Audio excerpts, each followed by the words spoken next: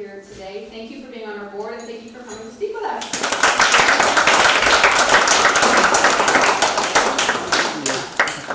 Can everyone hear me okay? I'm sort of losing my voice. I've been sick all week. Thank you all for coming out.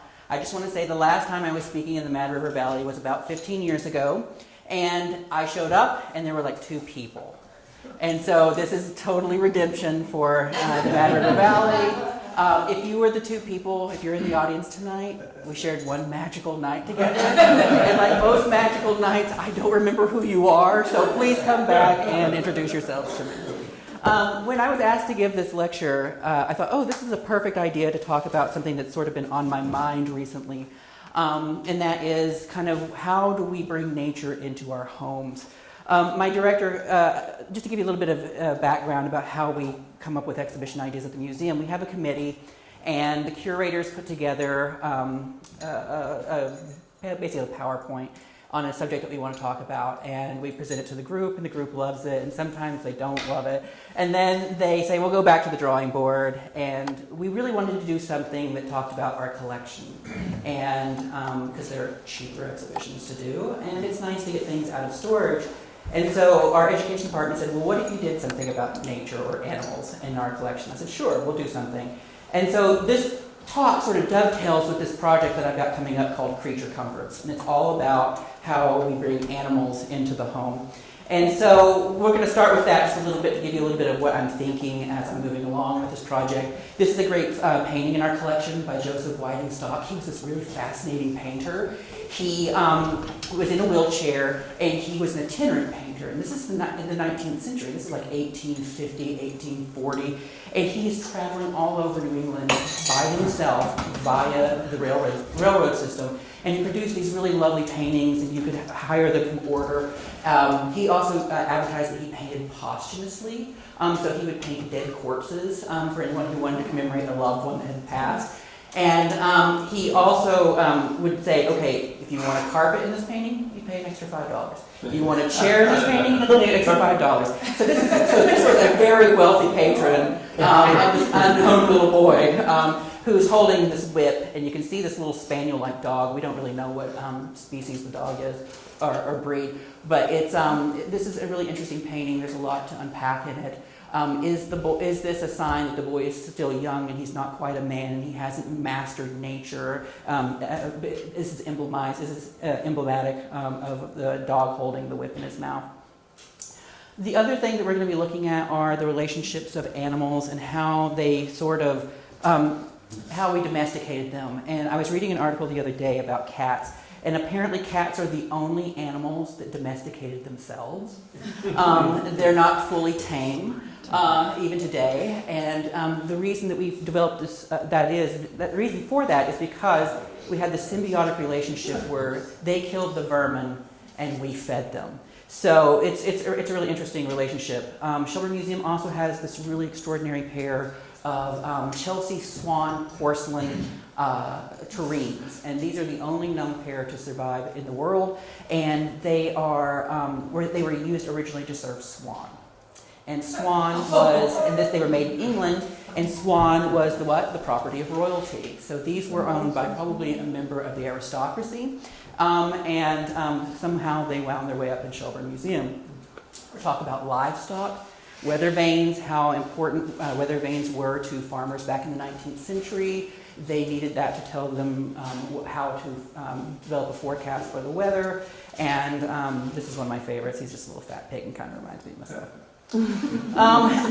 People have always tried to domesticate strange animals.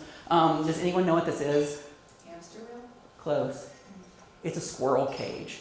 In the 19th century, we tried to domesticate squirrels. This thing is made out of wood. What do squirrels do?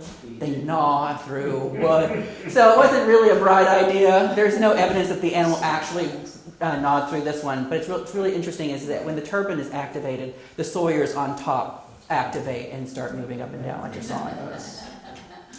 So as I was thinking about this idea of how animals kind of work their way into the design of objects, I was looking through our furniture collection. And this is a really extraordinary compass chair. People sometimes call them corner chairs. They were never used in corners.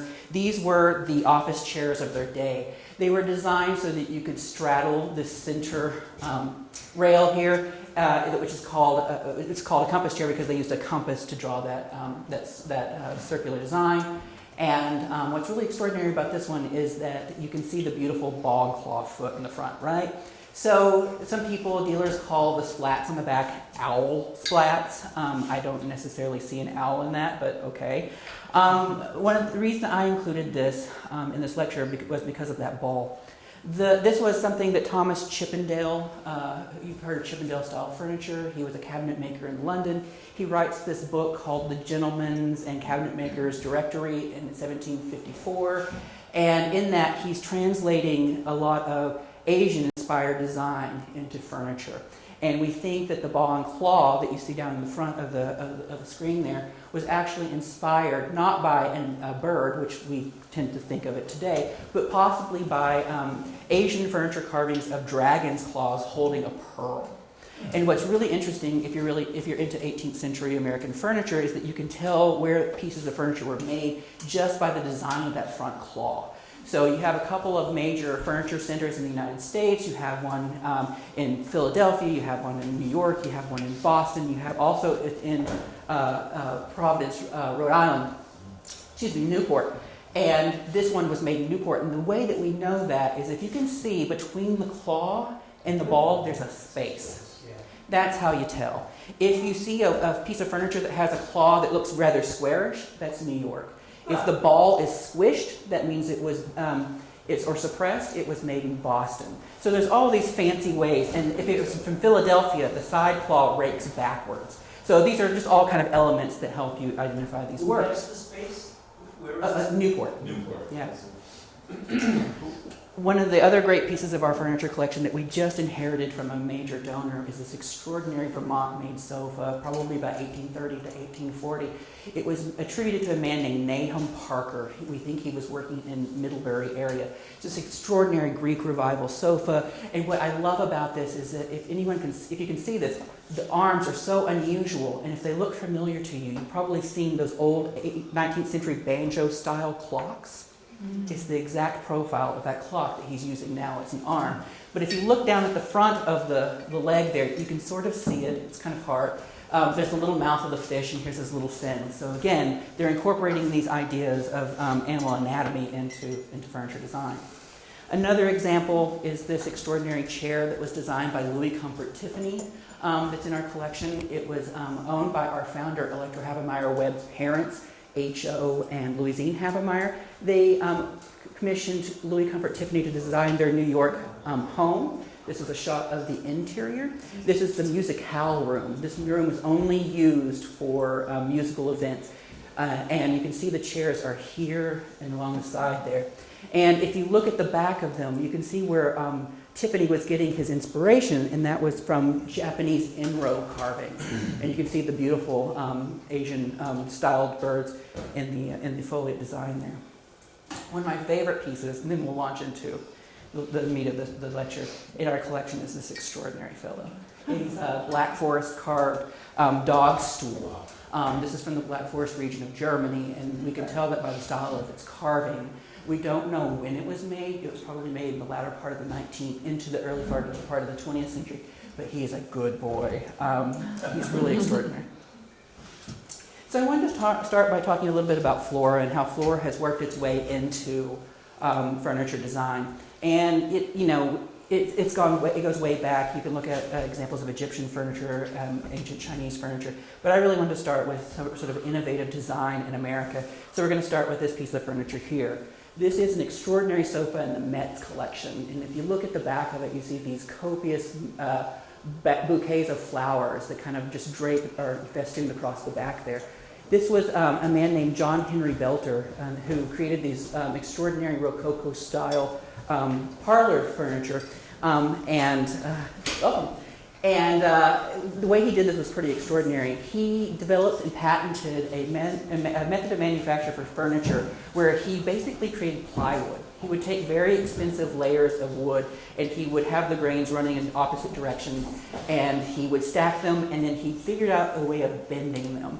So they're sort of dished on the back. He used pressure and steam to do this. And then he would carve through the different layers to achieve this high relief carving. And what's really extraordinary, a person who was in my graduate cohort at the Smithsonian did her master's thesis on his work. And what she discovered is that he was tailoring the flower designs to the language of flowers in the 19th century. So for the chair that was made for the woman of the house, they would have flowers that were meant to be emblematic of her purity, her charity, and her honesty, and the father with strength. And so it's kind of interesting that he would tailor these to these specifically gendered pieces of furniture. Then we get into the Art Nouveau period, which is one of my favorite periods in the latter part of the 19th century. We're skipping a lot of furniture history here, but I'm trying to get to some major points, so just bear with me. These were made by the Dutch designer Henry van de Velde. You can see that there was this emphasis on nature. There's this emphasis on asymmetry. Everything looks like a whiplash tendril, which is one of the extraordinary things and characteristics of all sort of Art Nouveau furniture. So we're going to go from the late 19th century. Beautiful, right? Yeah. So we're going to go from the late 19th century. We're going to jump into the mid 20th century by looking at this set of furniture. You probably have seen these chairs and tables all over. Mid-century modern furniture has, when I was in graduate school at the early part of the 21st century, it was really popular and people were collecting it because it was available, it was accessible, and it was very inexpensive. But this is an amazing design called the tulip chair design. It was made by a man named Eero Saarinen. If his name sounds familiar to you, he was an architect. He designed the Arch in St. Louis. And he also worked with furniture manufacturers like Knoll. So this is a piece of Knoll manufactured furniture. He said that the inspiration for this design came from the fact that he hated looking around the interiors of people's homes and seeing what he called a slum of legs from all the furniture. So he wanted to create a single pedestal seat. This was beyond the material capabilities at the time in the 1950s, and so what he did in the early 1960s was he was able to design an aluminum base that was turned, and then the seats and the tabletops, which sometimes are marble, were on a long threaded rod that he then spun into the lower base. And the aluminum was strong enough that it could withstand the weight of a human being, and so he was able finally to achieve this. We go from this kind of very formal way of seating to this, which is really extraordinary. This is called Pratone. It's Italian for lawn. It's made out of foam. This was part of the counterculture in the 1960s. It was designed by an Italian group called Gruppo Strum. They were really into communal living and communal love, and the idea was that you would take this little patch of lawn and you would create larger installations for people to inhabit, which I find kind of nice. With my bad back, I would not be able to get up. Anyway, so then we move into some of the 1980s designs that I think are pretty fascinating. This is a chair that was designed by Shiro Kuramada, a Japanese architect and designer, and it's called the Miss Blanche chair, and he named it after the main character in A Streetcar Named Desire. And like Blanche in the book and the movie, or the play and the movie, it was all about dreaming, right? The person who's going to sit in this chair is a dreamer, and if you look inside the lucite, you'll see he's embedded little artificial roses. So as we move forward into the 1990s, you'll see this example from Andrea Bronzi, an Italian designer, and he called these his animali domestici, or pets in Italian. And what he was talking about here was how do we reconcile advances in technology and advances in materials with our innate love and appreciation of nature, and how do we bring that into our homes? And so he takes these super high-tech materials at the time, these kind of formicas and poles, which by that time they weren't that revolutionary, but they were in terms of furniture design. And you see that he's adding natural elements through the backs and the armrests with these live edge or cuts off of the lumber, and as well as the birch bark, the birch stems. So we go from leaps and bounds here. So here you have the use of natural materials juxtaposed with contemporary materials, and you're trying to shape nature into something that's comfortable, right? Well, the next designer, Floris Wubbens, does that by actually manipulating the tree itself. This is called the upside down chair, and the way that he made this was by taking the branches off of willow trees, tying them together and splinting them, and letting them grow into legs that would eventually support a human's weight. He then cuts the tree down and then scoops out the bottom so that it forms the decking of the seat.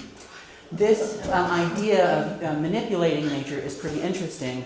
Another designer named Sebastian Errázuriz, excuse me, a contemporary designer working in New York right now, decided that he wanted to create furniture, wood furniture, with the minimal amount of effort. So he went and found a felled tree, cut off the root base and a lot of the limbs so that they would be level, and then he stuck a piece of glass on it and turned it into a table. So it doesn't get better than that, right? Note the little lamp on his table there. He believes that taxidermy should serve a function. So he's created a whole line of lighting made out of taxidermied animals. Actually kind of fascinating. The next chair is really interesting. This is from a Brazilian design studio called FURF. And what they were looking at was the impact that cattle farming has had on the Amazon in Brazil. And we all know recently of the fires that are destroying the Amazon and why that sort of came about. So these designers were looking for an alternative to, or a vegan alternative, I should say, to leather upholstery. And so they're using native leaves from the Amazon that are dried out, then tanned, and then formed into shape. And they have some elasticity to them. This idea of comfort, though, comes into this next chair design. This is a design by Lillian Van Dahl. It's called the Soft Seat. And this sort of gets at this new way of looking at design called biomimicry. And what I mean by biomimicry is that it's a scientific study where you're observing the natural patterns in nature and you're basing your designs off of this. These processes. And so this was based off, the design of this chair was based off of plant cells and how they're elastic and have, or not elastic, it's reticulated or have holes in them that are also part of the structure. And you can see that here and how the chair is made up. This chair was made out of nylon that was 3D printed. And the algorithm or the pattern that she developed learned to support and produce thicker sections where support was needed for the human body. That brings me to this next wonderful chair, which I find rather extraordinary. This is the mycelium chair, and it was designed in the Netherlands, and this is a 3D printed fungus chair. They mix the mycelium, which are the little tendrils at the bottom of fungi, in with mud, water, and straw, and they extruded it into these kind of naturalistic branch forms, and then they coated it in a bioplastic. And what happens over time is that the mycelium grows and it forms a solid network that gives you the support structure for the chair, and then eventually the fungus will start to grow out through the sides, which is pretty extraordinary. The idea of growing your chair is nothing new. This is the work by Tokujin Yoshioka, and it's called the Venus chair. And basically he took mineralized water, added an electrical current, and put a form into the vat of water and developed it into crystal. He's even doing it in a way where he's doing it with just basically a thin line of wire that then becomes the chair seat. Obviously, you're not going to sit on this, right? But it's this idea of being able to produce or grow your own chair.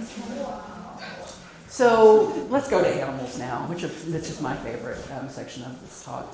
I want to start again in the middle of the century with the work of a couple that you may or may not be familiar with, these two loving people here. This is Charles and Ray Eames. Ray is the wife. They were a husband and wife design duo. They were powerhouses in the middle part of the 20th century.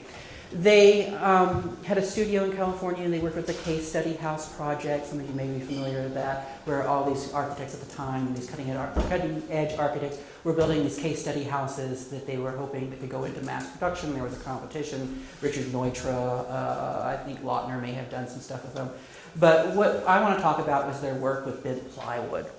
So on your left, and the proper right of the screen, we'll start here, we're going to look at these, what are called, they're leg splints. They're made out of plywood. Ray and Charles James designed these plywood leg splints for the U.S. Army during World War II as a way of producing, reducing the risk of infection for people who had open wounds on their legs, as well as producing something that was affordable and using natural materials. And the way that they did this, so remember I told you John Henry Belter was able to produce those chairs using steam and pressure? Well, they basically did the same thing, but they electrified it. And the reason this is different is because they were trying to create these compound curves using plywood, which is really extraordinary. The picture on the my right, your left there, is of the Kazam machine. This was the homemade machine that caught fire many times, because you can see the electrical elements in the newspaper back there. This was the original form that they developed to produce these chairs. You may recognize the chairs here. This is the DCL, which means LCW, excuse me, lounge chair wood, and it's made out of laminate wood. I think this is rosewood, I'm not for sure. But you can see this is extraordinary because you have the compound curves of this material, but you also start to see that there's some kind of an organic, anthropomorphic design to it. The chair literally has a spine. It has two legs. It's sort of an alert perch. The backrest could be a head and the body could be the feet. This is really extraordinary because at the time they were producing furniture that was modular and that could be taken apart and reassembled rather easily. And this is all coming out of wartime technology. And if you look underneath the seat, you'll see this little black section right here. That's rubber. And the way that they adhered the rubber to the plywood was through something called cycle welding. And it was a process that was developed, again, for the war effort, and they were repurposing it for domestic life. So they created this really kind of alert-looking animal thing. It reaches an apogee in their career with this extraordinary called Lachaise, after the sculpture of Gaston Lachaise. This was one of the early chairs that was designed to conform to the human body in repose. And so here we have an early example of ergonomics. And at the very end of my talk, we'll look a little bit more at the human body in furniture design. This is an extraordinary piece. I love this guy. His name is Rogan Gregory. He's a contemporary artist. And again, he's using these kind of organic shapes. They're suggestive of real animal species. This is his gorilla table. And it's all slightly carved wood. I think it's ebony. And then he's creating polar bear tables. Mm-hmm. And here's the other side of the polar bear table. You'll see it's three-legged. And if you look at the composition of the material, he's grabbing a matrix of materials off the beach and he's mixing them in with this plaster. You can see shells and rocks and stones here. So his work is suggestive of animal shapes and forms, but the next husband and wife duo that I want to talk about took it to a literal form, and those are the Lalandes. I'll say it again, Lalandes. They are a French couple. It's kind of hard to see. I'm sorry this slide is so dark, but this is a hippopotamus bar. And it's made out of copper and brass, and his tummy opens up. You see that the ice bowl is on a pivot in the top of the lid there. The nut bowls are all in the mouth of the hippopotamus. This husband and wife duo were really extraordinary in the levels of their creativity, and they made a name for themselves by designing the next series of stools that are called sheep, of course, and you were meant to have them in large flocks. This was all inspired by Salvador Dali's painting of sheep, where you can see that the sheep are being portrayed as these surrealistic pieces of furniture with these wonderful rococo feet, right? So go figure. I think two of their best designs are their bed designs. This is a pigeon that you can sleep in, and that is a can of sardines on the other end there. And you were meant to sleep on the sardines. They are all upholstered. But the pièce de résistance in their entire artistic I have to say, is their fly toilet. I think that this is pretty extraordinary. This is my favorite piece. So going back to people whose work, I'm just trying to work off a timeline here. It's a little scatological, I apologize for that. It's the work of an artist that I worked with earlier this year. You may have seen his work at the Bundy Modern. His name is Johnny Swing, and Johnny takes his inspiration from nature, but he uses a rather unconventional material in which he uses quarters and half dollars. So these are all made out of money that he welds together. And my favorite story from Johnny was how he was telling me when he decided he was going to work in quarters, because where else can you find little metal circles this big that are only 25 cents a piece, right? And he said it'd be more expensive if he had them made. And so he decides that, I should probably check in with the federal government to make sure that this is all on the level. And so he calls the Secret Service, which is in charge of the U.S. Mint. So he calls the local branch at the time in Massachusetts. Everyone just kind of ignored him. So finally he's like, I'm going to show this. I'm going to make sure I'm not going to go to jail. So he calls the branch in New Hampshire, and he finally gets somebody on the phone, and the guy said, listen, it's your money. You can do whatever you want with it. Just don't counterfeit. And so Johnny knew that he had the material that he could work with. And it's really extraordinary. The exhibition that we did was all about his process. And so we brought in all of his tools. I think over like 2 tons of anvils our poor art handlers had to carry in. But he creates these forms. He hand sculpts the overall form, the positive, out of foam, and then he creates a negative with concrete. And he lays those over, and he and his assistant sit there and spot weld every quarter. Sometimes there are over 40,000 welds in one piece. So when people say, what's the value of this piece? And it's just a couple of $100 in terms of materials, you have to also remember you're paying for the concept as well as the labor, which is really extraordinary. This is his nest chair. It was designed to be like a bird's nest, so that when you sit into it, it wraps around you. And what's really extraordinary about his work is that it's very, very comfortable. And if you notice on the back of this design, there's that little indentation that was designed so that you could sit on the back of it as well, rest up against it. The genesis for this kind of bird-themed series of his furniture was inspired by this chair called the Kory W. He was down in South America skiing with his children when he contracted a massive fever, and the idea for this chair came from basically a fever blister. Or a fever dream, excuse me. He decided he wanted to create a chair that looked like a bird you could fly on. So when you look at this chair from the profile, you see there's the beak, the wings are outstretched, and then that's the tail. You sit down over the thing, and Johnny says that he knows if he's going to like you by how you actually sit in the chair. If you sit in the way he intended it, as the way that most people do. Most people spread their legs to go over the beak. He wants you to put your feet up on the beak. So there it is. This is his extraordinary chair. It's called a sofa, called the Murmuration. We all know what murmurations are. If you don't, it's what we call a massive group, a flock of starlings that are flying in the same direction and patterns. And this was his version of that. Speaking of murmurations, this is the work of Yestermorrow, who is again a Dutch designer. And he was basing his design for a coffee table off of starling flight patterns. And he produced this extraordinary piece that was based off of computer simulations of starling flight, and this is what it's composed of, all those little 3D printed birds. Yestermorrow is a really extraordinary designer, and one that I find really fascinating because his furniture is always incorporating new technologies like 3D printing, but he's always looking at sort of, again, that biomimicry, the basis of human life and how things grow naturally. And that we see in this next chair, which is called Bone Chair. And he got the idea for this chair design from watching a video about a German auto manufacturer, which is actually a subsidiary of GM.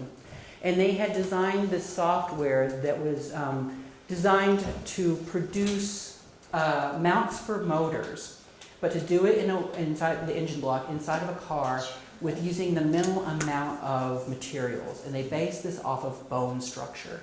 So when he put this design into the computer simulation to create a chair that needed minimal support, this is what he came up with. And you can see that the legs this is all aluminum. So he 3D prints the actual the model for the chair, and then he casts it in aluminum. And you can see that every piece of the structure of this chair has been sculpted out where that material is not needed for support. This brings us to humans, and we're getting very close with, sorry my voice is about to give out, but human designs. This is British designer G.G. Barker's flesh chair. And it is designed to look and smell like human flesh. She did this by impregnating the silicone with the aftershave of this gentleman right here, who was her model for the chair. So you can see this rather corpulent guy here she was trying to base the seat of the chair off of his posture when he sat. So going from furniture that is designed to look like humans to being designed by humans. This is Nick Bintel, and Nick decided he wanted to create a chair using nothing but his body. And so he literally gnawed away at pieces of wood. He scratched away at the wood. Some of the videos, which I chose not to include in this, have his gums just bleeding, and his fingernails are all tore up. And I don't know if I actually... This is what he was able to get it down to over time. And eventually, he and his father constructed the chair with his hand as a hammer, putting the top over the legs there. So Nick is a really ingenious fellow, and he decided that he wanted to go even further. He wanted to make a chair that was human. And so Nick, being the ingenious young entrepreneur that he is, trademarked his body to be a piece of furniture. And he made a video of how you can do this. You can't actually trademark poses or positions of the human body, because everyone's probably, someone at some point in human history has probably done that, or it probably happens 1,000 times a day. But he was able to trademark his specific body to become a piece of furniture. And here you see him functioning as a table and a bench. I know this is really disturbing. I apologize for that. So I have a palate cleanser for you.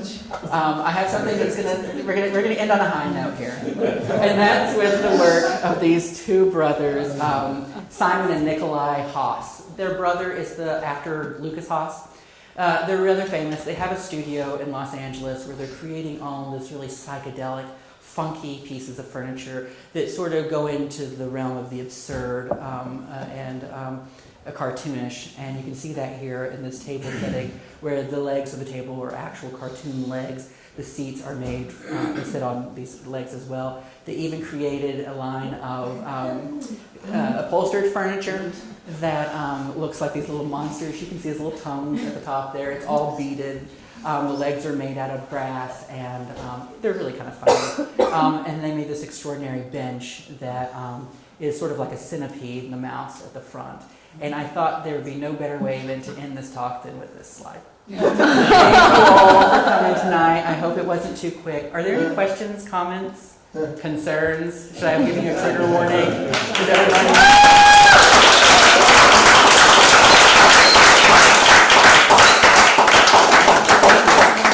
Thank you. I listened to the lecture. Any questions? Yeah. People usually don't have questions for me because I'm very thorough. But I'll be around a little bit afterwards. If you're too embarrassed to talk in front of everyone else, that's fine. I can talk to you one-on-one. I'm happy to do that. But thank you all for coming out tonight. You've totally redeemed the Mad River Valley for me. And I look forward to coming back at some other time or hosting you all at the museum. Please come see us. Thanks. Thank you.